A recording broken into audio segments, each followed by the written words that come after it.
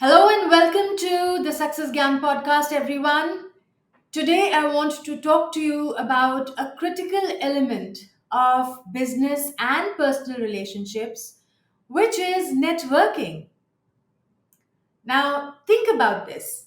For success in any area of your life, what's the one critical resource you need? People, right? You need people to be successful. Now, people do business with people who they know, they like, and they trust. It's called the KLT factor: know, like, trust. Companies don't make decisions, right? People make decisions. So, your professional network can open doors for you and provide you with opportunities that you may have never imagined. In today's world, it's not just what you know or what you're capable of doing, it's who you know. That is important for career advancement, for business development, and you can learn a tremendous amount from people in your network who have the experience and the expertise. Now, I know for a lot of people, networking looks like a very difficult, a very awkward process. But I can assure you, if you do try to network the right way, you have more ways to gain than lose from not trying at all. So, today I want to share with you my top strategies which can help you become a pro at networking. Okay, make sure you take notes. Before I get into the strategies part, I want to share with you some subgroups which are there within your existing network which you may have never thought of. I'm going to share five such subgroups with you. Don't interconnect them, try to view them like an inverted pyramid. Okay, so at the absolute top of your inverted pyramid is the first category, this first subgroup, which is your database.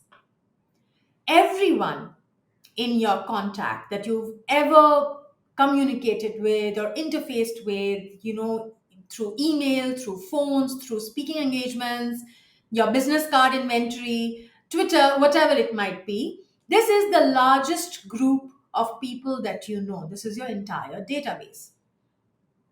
The second one is your network, your friends and family network, alumni network. So, if you are an IIT, an IIM, or any of these universities, if you are an alumnus of that, or your business network, your professional network, these are specific subgroups of people you trust.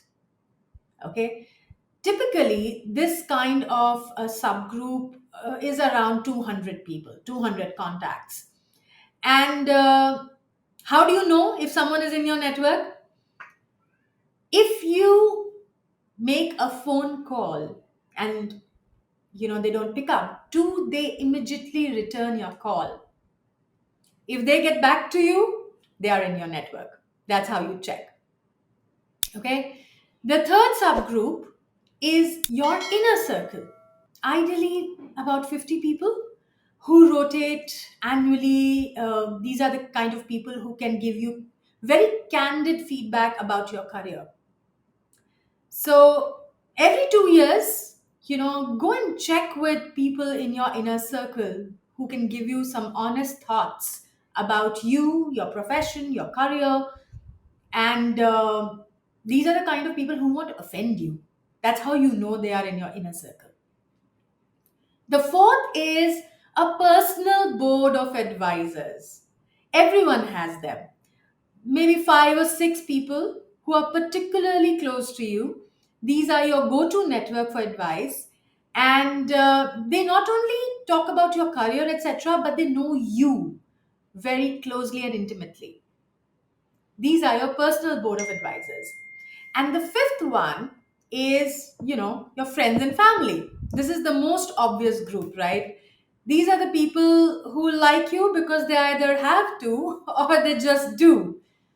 So typically, these are the five subgroups of people that you have within your network. And of course, when you start networking, people will come into your own network and they will start filtering down from your database into your networks, into your inner circles, and into your personal board of advisors. So how can you leverage the power of networking? Here are my absolute top strategies. Let's start making notes. The first one is extremely critical, one of the best networking hacks, if you want to call it, which is be helpful. Be helpful. See, when people in your network get stronger, you get stronger, right?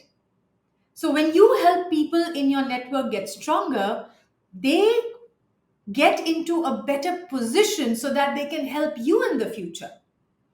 And also, there is something called as law of reciprocity, right?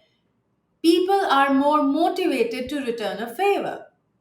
So share your expertise, share your ideas, share information, and also promote your network's work and accomplishments. Be a connector between people. Okay? Business transactions, networking transactions should always be mutually beneficial. They should always come from a win-win perspective.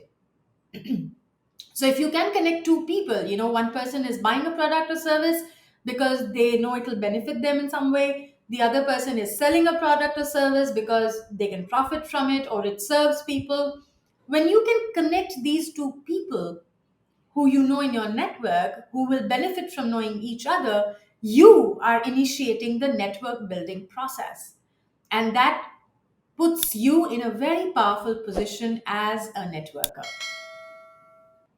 My second strategy for you is to find a mentor. Find a mentor. Build a list of about 3 to 7 people who you'd like to be your mentor. Reach out to them, follow them on social media, or read their articles, publications, learn from them, and even, if possible, work for them for free. Be an apprentice with your mentor. A mentor can teach you what books cannot. Plus, the minute a mentor trusts you, his or her network becomes your network. So you offer them value, they offer you experience and connections. It's a strong relationship from which both of you can win. Third strategy, build a reputation. See, in this world of professional networking, people prefer to build business relationships, or they want to do business with people who they see are valuable. So when you build your reputation as someone who is talented, who is helpful, who is valuable, people will be more motivated to meet you and stay in touch with you. So you'll end up building a master network. So build your reputation. Fourth strategy, be visible. If no one knows what you're doing, it's like it never happened. So you've got to be seen, be visible. Maintain regular communication, consistent communication with people who you want to stay in touch with. My fifth strategy for you is be intentional. Have an intention for what you want to do when you network. Go where people you want to meet hang out. It could be online platforms, it could be offline seminars or meetings. Interact with people, build rapport with people, share valuable content with people. Also, spark interesting conversations with people. Be intentional about what you want to share, who you want to meet. Also, another thing, think about who else spends time with the people you want to meet. Connect with them.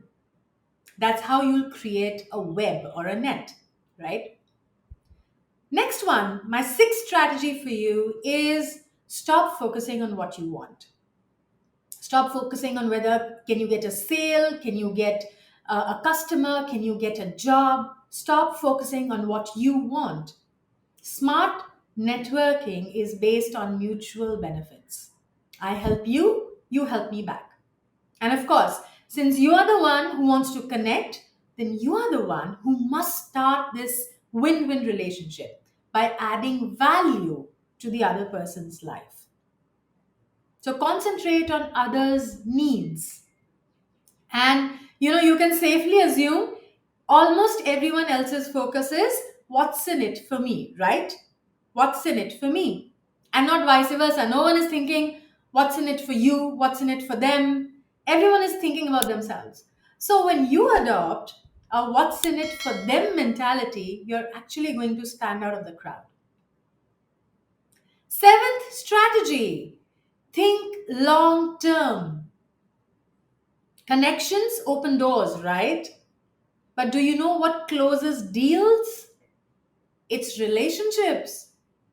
So, networking is not just about you exchanging business cards, it's not just you connecting on LinkedIn, sending DMs on LinkedIn, and just making a connection on social media platforms. That's not just what networking is. Networking needs to culminate into building relationships. Networking is the most valuable when it's long lasting, when beneficial relationships are formed, and relationships take time to build. So be patient, stay in touch with people you like. And my absolute last eighth strategy is network internally, not only externally. If you work in an organization, it's extremely necessary to build relationships within your organization as well, as much as it is to build relationships with people outside your organization. So have a strong internal network. This will help you build your personal brand. It will provide you with a very effective support system. So identify who are these people who you can network with. How can you start building friendships and relationships with them? Working on projects, attending training events or seminars, or taking part in meetings. These are all good internal networking opportunities. These are my absolute top strategies of how to network like a pro. And, intentionally leave some space on your schedule for networking. This is going to really help you in your business and in your profession. Thank you for listening in. See you in the next episode. Till then, keep shining bright.